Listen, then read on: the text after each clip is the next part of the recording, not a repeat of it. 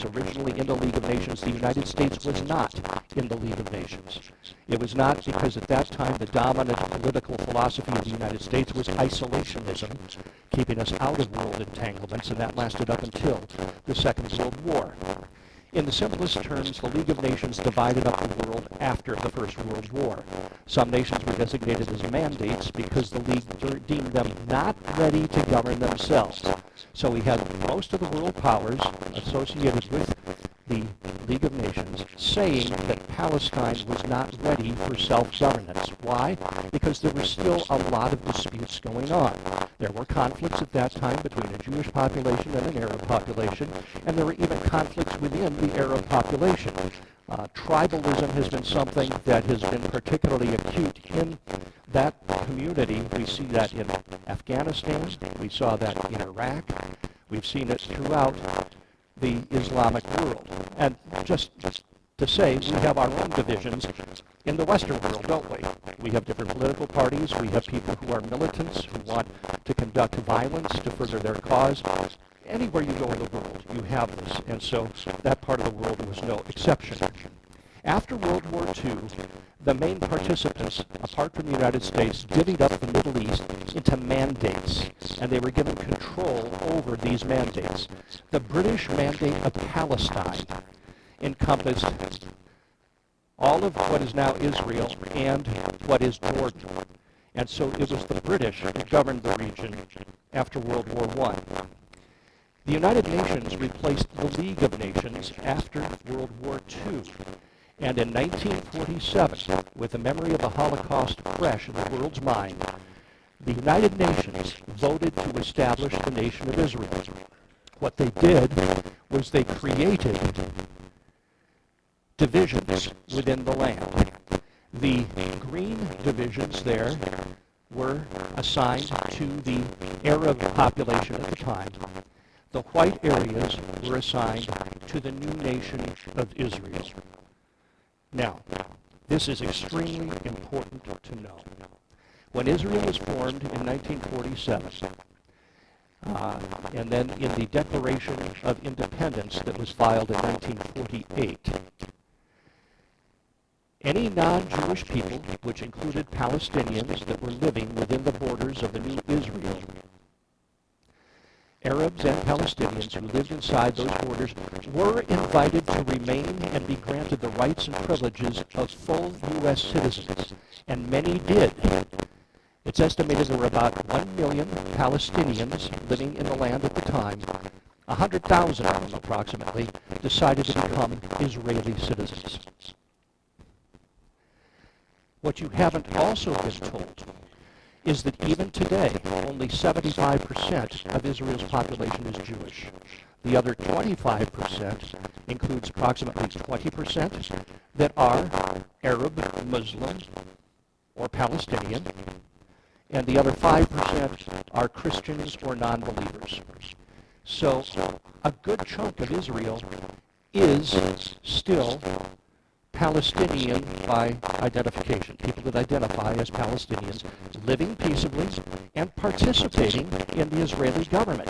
Approximately 20% of the Israeli Congress, which is called the Knesset, those seats are occupied by Palestinians who are working within the system of Israel to bring about change.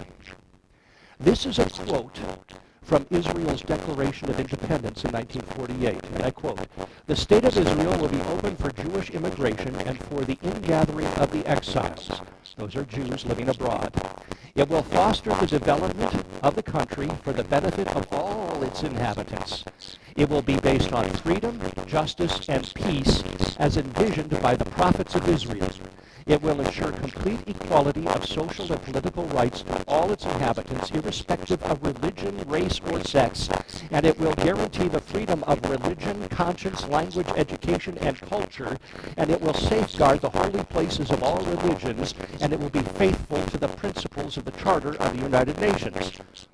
Does that sound like an apartheid or racist system to you? Oh, wait, it gets better. A quote from Israel's Declaration of Independence, the same document that I just read to you from. We appeal in the very midst of the onslaught launched against us now for months to the Arab inhabitants of the state of Israel to preserve peace and participate in the building of the state on the basis of full and equal citizenship with due representation in all its provisional and permanent institutions. There's an invitation to live in peace. But you know what? If you go online to many search engines and you ask to print the Declaration of Independence of Israel, that paragraph is left out. In fact, Karen will attest, because she witnessed it this morning in my office, a fight I had with artificial intelligence. Because when I asked it to print the text of the Israeli Declaration of Independence, it omitted this paragraph. What the computer said when I confronted it about this was, I apologize for the earlier incorrect response. You're absolutely right. The quote you provided is indeed present in the original declaration of the establishment of the State of Israel as the third paragraph from the end. Thank you for your patience. I appreciate your cooperation. After it said that, I asked it to reprint the declaration, and it still left it out. I confronted it again. It still left it out. Then I accused it of bias, and it finally printed that paragraph in the text for me, but put it in the wrong place. Then I told it to put it in the correct place in the Constitution, or the Declaration of Independence for Israel. It put it back in the Declaration, but put it in the wrong place. I asked it, why did you omit it? The computer said, I seriously apologize, or sincerely apologize for omissions and inaccuracies in my previous response. It was not intentional. I appreciate your patience and diligence in pointing out the omission. Thank you for bringing this to my attention. I hope the complete text of the declaration I provided in subsequent response is helpful to you. If you have any more questions or need further information, please feel free to ask. This is a warning, folks. Anyone who had done that search who didn't know the facts themselves would have accepted the answer from the computer and said, well, it's not in there because the computer said it's not in there. But because I knew it was in there and confronted the machine, it was forced to correct its answer. And the warning extends beyond this. Pastor Paul will tell you that I have been fighting with artificial intelligence since it went online several months ago. And more than half the time, I, thanking God for the education he has provided me, was able to confront the machine with mistakes in its answers. And it ultimately had to print something similar. I apologize for my mistake. But then I asked it, make sure that you correct this going forward.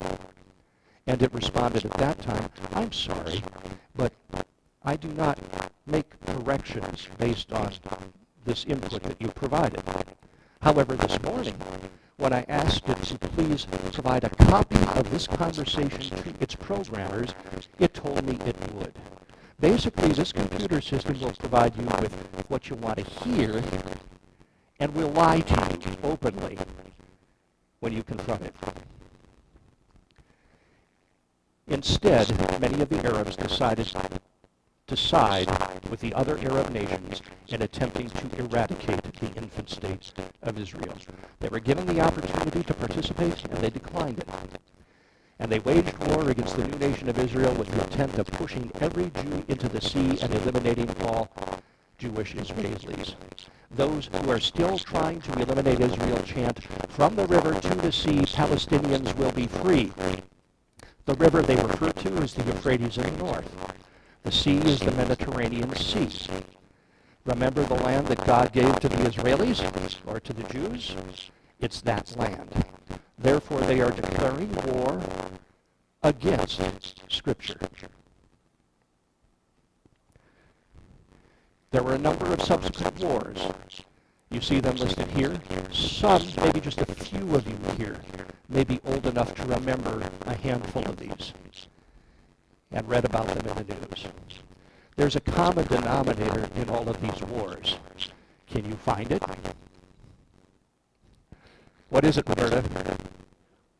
Oh, how about that? Now, Israel gained more territory in those wars, especially in the 1967 conflict. This was before that conflict. Remember that the Palestinians and Arabs had the Gaza and the West Bank. After that conflict, Israel pushed all the way to the Suez Canal, conquered all of Syria and Gaza from the Egyptians and Palestinians, and a good portion of the West Bank. So territorial gains were made during war. And I submit to you, my friends, that if you look at the borders of every nation on this planet today, they will include some land that was won by conquest. I'm not saying that that is right. If you look at the United States, a good portion of the land that we have was either purchased from a foreign entity, such as the Louisiana Purchase, or conquered from people who had lived here before the Europeans came.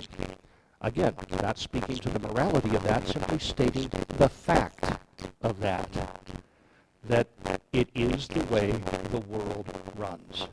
You won't often hear me quote Mao Zedong here in a church, but ironically, one thing he said, when you get down to it, is actually right, and that is that power comes at the barrel of a gun, and that not always right, but those with power and the most weapons, the biggest bang, are the ones who win the wars. And when they win those wars, national borders are established. The people who were fighting for a Palestinian land that excluded the Jews lost, and they lost a good chunk of territory. And as a result, God granted Israel power over those territories. Since that time, Israel has returned some of the land that it conquered. It gave, in 1993, a good chunk of land back to Egypt of the Sinai Peninsula. And then in 2001, it surrendered parts of Gaza and the West Bank back to Palestinian control. What you're not being told when you hear the term occupation, occupiers, or I'll also say colonizers, in reference to Israel having control over Gaza, an area that was given back to the Palestinians in 2001. The fact is, Israel has not had any troops in Gaza on a permanent basis, or a prolonged basis, I should say, since 2005. Hamas, since 2006, has controlled the Gaza Strip, which is southwest of Israel. In fact, in 2005, the reason the Israeli army went in was to take Jews that had settled in Gaza after the territory was won in 1967 and get them out of there so that the land could be given entirely back to the Palestinians. Israel did still monitor the airspace over Gaza. It's so close to Israeli population centers. Of course we're going to have to monitor the airspace. They also regulated the sea lanes to make sure that there wasn't anything illegal coming in, but it was hardly an occupation force like we're told. In fact, Israel, for the Palestinians in Gaza, helped them get water, electricity, a reliable flow of food, humanitarian aid, fuel, building materials, permits to allow Palestinians to work in Israel. I guess there were about 14,000 work permits so Palestinians could cross the border and have jobs in Israel. They were given fishing rights off the coast and access to higher education in Israel. These are things that Israel permitted for Palestinians living in Gaza. Unfortunately, Hamas, again we're talking about that organization dedicated to the destruction of Israel, took some of these building materials, primarily the concrete, and made reinforced bunkers for their weapons and terrorist operations instead of building the things that they had said they were going to build. The pipes that they were given to build a sewage system out of were refashioned into rocket launching tubes. Those tubes and rocket launchers were placed in areas next to schools where children are, next to playgrounds. The headquarters of Hamas was located in the basement of a hospital. The reason is they wanted to have their own people as human shields against Israeli attack, so that if these areas were hit by the Israeli military, their civilians would die, and then they could post those pictures online and say, look at the wicked Israelis, how they're killing all these innocent civilians, including children. The two-state solution is favored by most of the world powers, including the United States. Basically, it encourages more land to be returned to the Palestinians in exchange for them recognizing Israel's right to exist and pledge to live in peace. Less than 40% of the Palestinian public in the West Bank, Gaza, and East Jerusalem supports a one-state solution over the two-state solution. Support for the two-state solution has declined steadily since 2018. I misspoke. Less than 40% of Palestinians support it over a one-state solution. So 40% of the Palestinian public says that they support a one-state solution, a two-state solution. 60% do not want a two-state solution. There's no Palestinian popular majority that supports permanent peace with Israel, including a majority even in the younger generations. The Washington Institute says Palestinians remain split on whether a successfully negotiated two-state solution should end the conflict with Israel and open up a new chapter in Palestinian history, or in contrast, whether the conflict should not end and resistance should continue until all historic Palestine is liberated. Palestinian West Bank support for peace after a negotiated two-state solution has dwindled steeply since 2018. As of 2020, 40% of Gazans, but just 26% of the West Bank believe that the negotiated two-state solution should end the conflict. Simply put, the vast majority of Palestinians do not want to peaceably coexist with Israel, even if Israel does make future concessions. From the Hamas Charter, in 1988, there is no solution for the Palestinian question except through jihad, which is holy war. Initiatives, proposals, and international conferences are all a waste of time and vain endeavors. The Palestinian people know better than to consent to having their future, rights, and fate toyed with. Also, the day that the enemies usurp part of Muslim land, jihad becomes the individual duty of every Muslim. In fact, in the face of the Jews, usurpation of Palestine is compulsory. It is compulsory that the banner of jihad be raised. It is necessary to instill the spirit of jihad in the heart of the nation so that they would confront the enemies and join the ranks of the fighters. I want to take a break at this point because some of you brought your coffee in here. I want you to go get a warm-up. Keep this in your mind. It'll take about 3 minutes to let you digest this, and then we're going to dive into part 2. All right? So take your break. Warm up your coffee. Get yourself a donut.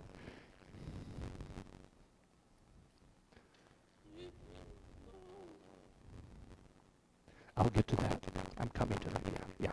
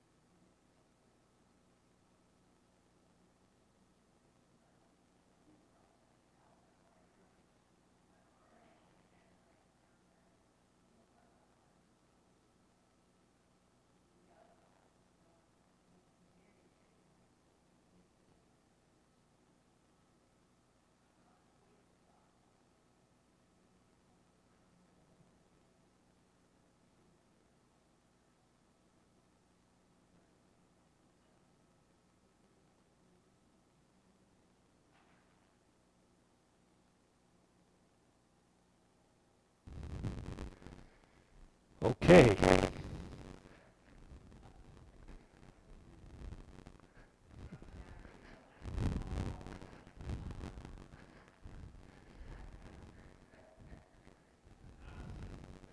We'll begin with part 2 now.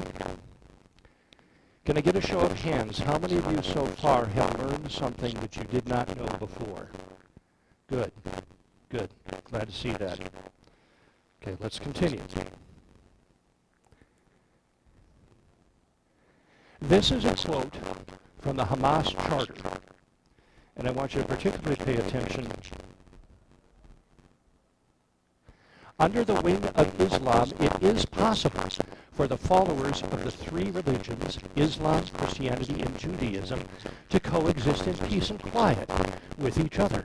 Oh, they say they want to coexist and live in peace. There's a caveat here in the next sentence. It says, peace and quiet would not be possible except under the wing of Islam. It is the duty of the followers of other religions to stop disputing the sovereignty of Islam in the region. They will allow Christians to live in Islamic territories, but the Quran offers a tax that must be paid by non-believers in Islam, and it's a pretty steep tax in order to live peaceably. What do we call paying protection money in the United States? Who typically requires that of people? Mafia, the mob. Okay. Also, from the Hamas Charter. Again, this is their founding document. You see a contrast between it and the Israeli Declaration of Independence? Seems a little bit of a difference between the two. The day of judgment will not come about until Muslims fight the Jews, and that spelling is the way they spell it. That's not me making a mistake. When the Jew will hide behind the stones and trees will say, "O Muslims, O Abdullah, there is a Jew behind me, come and kill him." That is a quote from the Quran. Remember, this is a religion of peace, right? That's what we're told. Allah is its target, the Prophet is its model, the Quran is its constitution. Jihad is the path, and death for the sake of Allah is the loftiest. The unfortunate reality is Jews in Israel cannot live in security and peace when millions of people and nations that surround them want to exterminate them. If you lived in a neighborhood where everyone who lived around you wanted you dead, has sworn to kill you, and believed God would reward them for killing you, would you open your home to have several of them live in your basement, garage, and guest room? Would anyone do that? Why?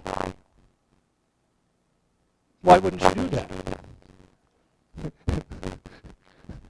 Roberta goes, duh. It's not a secure situation. Now, here are the key players today in the world. Hamas is the Palestinian militant party. It won in 2006 parliamentary elections, and in 2007 seized control of the Gaza Strip from the internationally recognized Palestinian Authority. That was who was in charge up until that time. You may remember a guy called Yasser Arafat. He was the one who founded that, or key player in that Palestinian Authority. Well, his group was deposed and replaced by a more militant one. Hezbollah is a Muslim extremist political party and military group based in Lebanon, where its extensive security apparatus, political organization, and social services network fostered its reputation as a state within a state. It is backed by Iran, driven by its opposition to Israel and its resistance to Western influence in the Middle East. Right now, Hezbollah is thought by our intelligence agencies to have more than 100,000 rockets aimed at Israel. Last weekend, Hamas launched 5,000 at Israel and overwhelmed their defenses. What we've seen is the loss of more than 1,000 Israeli lives, though many of that was to the terrorists and their ground operation. It is estimated that if Hezbollah launches all 100,000 missiles at Israel, there will be more than 30,000 Israeli casualties. What do you think the United States would do if a cartel in Mexico launched 100,000 rockets into Texas and hit places like San Antonio and Dallas or Houston and killed 30,000 Americans? What do you think the American response would be? Would we say, those cartels are just misunderstood. They just want to be left alone. Yeah. Yeah. Let's hope not. Iran, Shiite Muslim nation run by extremist leaders who have repeatedly called for the annihilation of Israel and the United States. In case you missed it, we're called the Great Saints. And places like Israel and Britain are called Little Saints. And they want to annihilate them. Russia has long been a supporter of Arab and Palestinian causes and been a major arms supplier to Israel's enemies. The Middle East conflict has been a cash cow for the Russians. They've made billions of dollars over the years selling arms to enemies of Israel. Right now, I don't think Russia's in a mood to sell a lot of their weapons because they seem to have a strange need for them because of something going on in Ukraine. China, in recent decades, has invested heavily in Iran, is considered an ally of that country, and it uses its power and influence in Iran as a regional asset. The United States is the first nation to recognize Israel as an independent country in 1947 and has consistently been a friend of Israel. The alliance has given both countries mutually valuable military and technological intelligence and medical exchanges. In Europe, to a varying extent, countries have supported Israel in recent years to include Great Britain, Italy, France, Germany, Norway, and Austria. In all, from around the world, there are about 42, I think, nations that since last weekend have said that they're on the side of Israel in this particular instance. Support for Palestinians has increased markedly in both Europe and the U.S. in recent years, especially among progressives and socialists. And we have seen demonstrations in America, in London. If you saw the pictures this morning from a weekend demonstration, thousands in the streets of London pledging support for Hamas and the Palestinians. We have freedom of speech in our country. And because we have freedom of speech, people are allowed to do this. But it should be concerning to us that there are those who live among us who see no problem with murdering babies and decapitating them, murdering whole families, burning families out of their home. You see that as a justified means of waging war against Israel. Because they do not know the stuff that I am telling you today, that Israel has tried to its own harm to live peaceably, but when attacked has responded. What does the Bible say about all this? In Genesis 12, 1 through 3, now the Lord said to Abraham, go from your country and your kindred and your father's house to the land that I will show you. And I will make of you a great nation, and I will bless you and make your great name great, so that you will be a blessing. I will bless those who bless you, and him who dishonors you I will curse. And in you all the families of the earth shall be blessed. God selected a nation as his own. Why would he do that? He wanted a specific conduit by which he could reveal his will to humanity. And it's through the stories of the Jewish people in the Old Testament that we see the way paved for the New Testament. He had to pick somebody and someplace to do this work. So he chose people from what is one of the most contested and also busiest portions of the world to be the conduit for the revelation of his will. For what great nation is there that has a God so near to it as the Lord our God is to us whenever we call upon him? And what great nation is there that has statutes and rules so righteous as all this law that I set before you today? And brothers and sisters, if you look at any free democracy today, and you look at the laws that they have on their books, you will see laws like murder is wrong, stealing is wrong, lying under oath is wrong. Where do you think they get all of those things? Seems to me there's a tablet of stone somewhere, probably buried now in some undiscovered dig with the handwriting of God that has formed the judicial systems of most civilized people. For you are a holy people to Yahweh your God, and Yahweh has chosen you to be a people for his own possession, above all the peoples who are on the face of the earth. Scripture says the Jews are the chosen people of God. And he also told them, for you are a holy people to Yahweh your God. Yahweh has chosen you to be a people for his own possession above all the peoples on the face of the earth. Yahweh did not set his love on you or choose you because you were more in number than any people, for you were the fewest of all peoples. But because Yahweh loves you, and because he desires to keep the oath which he has sworn to your fathers, Yahweh has brought you out with a mighty hand and redeemed you from the house of bondage, from the hand of Pharaoh in Egypt. And then God promised them, now therefore, if you will indeed obey my voice and keep my covenant, then you shall be my own possession from among all the peoples, for all the earth is mine. And you shall be to me a kingdom of priests, a holy nation. These are the words which you shall speak to the children of Israel. And then he goes into the law of Moses. So it's pretty clear that God had a special place in his heart for the Hebrew or Jewish people. He's called them to be his own special people from among all the people on earth. Now, what does all this mean today to us as Christians? God said, I will bless those who bless you, and I will curse those who curse you. Do you think it is wise for a nation to choose to be at enmity with Israel? I'd submit to you it's not. Now, there's more content related to this. Our time has ended for this morning. But I would like to hear from you if this is something you would like me to continue, because I'll be filling in for Tim, not next week, but a couple weeks in November. And if you would like more of this, please let me know. So, again, a show of hands for those of you who are here for the second part of this presentation. How many of you learned something further? Okay. I'll count that as a win for learning stuff. This is something that was shown to our youth on Wednesday night. Just a couple of minutes. Do any of you have questions about what was presented this morning? Yes, Sam.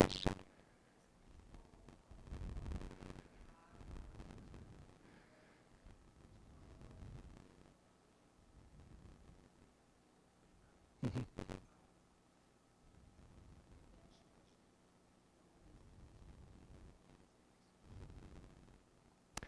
That will happen, Sandy, unless people like you and me teach them. Now it's incumbent upon those of you here who feel it's worthy to take this presentation, which has been streamed live on Facebook, and you can find it on the Christian Life Center Facebook page, and show it to your children and to your grandchildren. Let them see the information that you just saw so that they get a bit of the other side. Are there any further questions? Okay, if not, we'll break now and we'll be back here in 15 minutes to begin our morning service. So thank you all for coming this morning. I appreciate it.